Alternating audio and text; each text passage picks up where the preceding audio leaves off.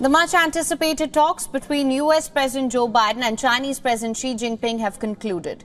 They resulted in two major outcomes. China and the United States have agreed to resume military communication. They've also decided to cooperate on anti-drug policies. The two leaders further called their 4-hour meeting on the sidelines of the APEC constructive and productive. That's where I am. And,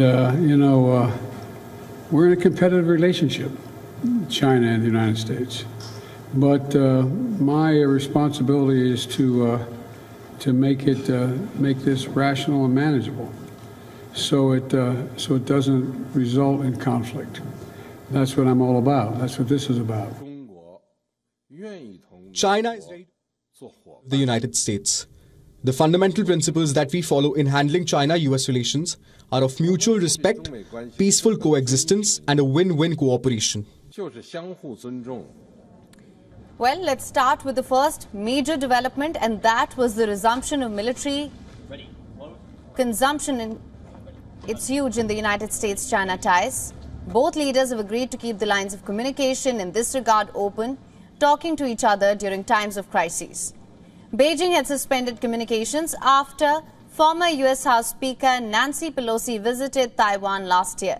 The issue of Taiwan has been dubbed the most dangerous in U.S.-China ties by Xi Jinping. About a year and a day ago, we met in Bali. Now, during the talks with Biden, Xi Jinping stressed that his preference is for a peaceful reunification with the Chinese-claimed island of Taiwan. Xi did indicate that China is not preparing for a massive invasion of Taiwan, but he clearly told the United States president, and I'm quoting here, to stop arming Taiwan.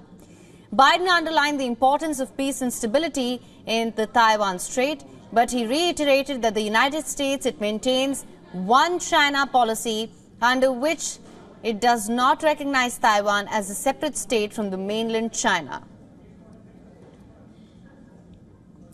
I reiterate what I've said since I've become president, what every previous president of late has said, that we maintain the agreement that there is a one China policy, and that I'm not going to change that. That's not going to change. And so that's about the extent to which we discussed it. Biden also asked Xi to respect the upcoming elections in Taiwan. Taiwan will hold general elections this coming January. For more on the Biden-Xi discussions as well on Taiwan, we earlier spoke to our correspondent Jessica Stone. Listen in. He, according to this official, claimed that he did not have any military preparations or planning underway to invade Taiwan. That runs completely counter to U.S. intelligence, which tells us that China is readying to be capable of invading Taiwan in 2027, just 3 years from now. So that was very striking to me. President Biden, according to the same official, outlined what the United States is doing and said, look, if you're not going to do it, why are you putting so many why are you being so assertive in the Taiwan Straits? Why are you sending sorties over the island of Taiwan? Why are you increasing the cadence of your military activity in the region?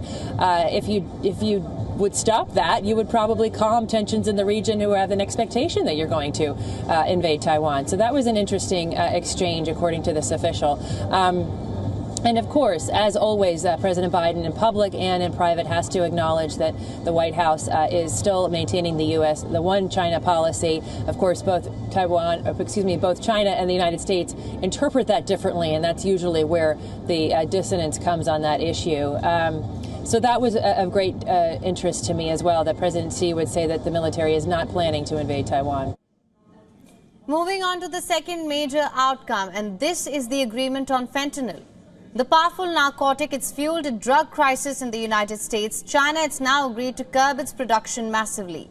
Now, this is not the first time that the United States and China have agreed to cooperate on anti-drug policies. Such negotiations started during the Obama administration, when China promised to block the potent drug from coming into America. However, the former president later accused Xi Jinping of failing to meet his promises to crack down on the drug.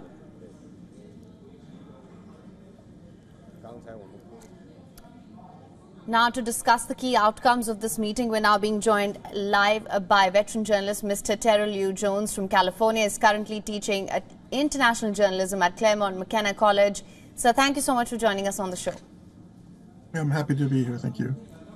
Military-to-military communications, that's perhaps been one of the major outcomes of this meet between the two leaders. How do you see communication and cooperation progressing on that front?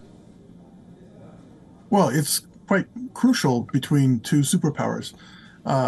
Even Russia and the United States maintain basically a military hotline for not so much over Ukraine, but over issues in Syria. And there are so many parts of the world where tensions with China could overflow, not just the South China Sea or Taiwan, but elsewhere on the continent. And so, including over the North American continent, as we saw by the alleged spy balloon affair earlier this year. So, such contacts are crucial and essential to be able to restrain things if they start to get heated, and to prevent certain confrontations from spreading to wider conflict.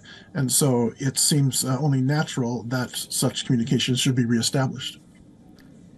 Of course, issues do persist. This is just the first meeting after a long period of heightened tensions. President Xi Jinping was direct in his disapproval of the United States' ties with Taiwan, asking United States squarely to stop arming Taiwan. How do you think the two sides will be able to maintain channels of communication while also being mindful of the differences that do persist, especially given that polls in Taiwan are inching closer?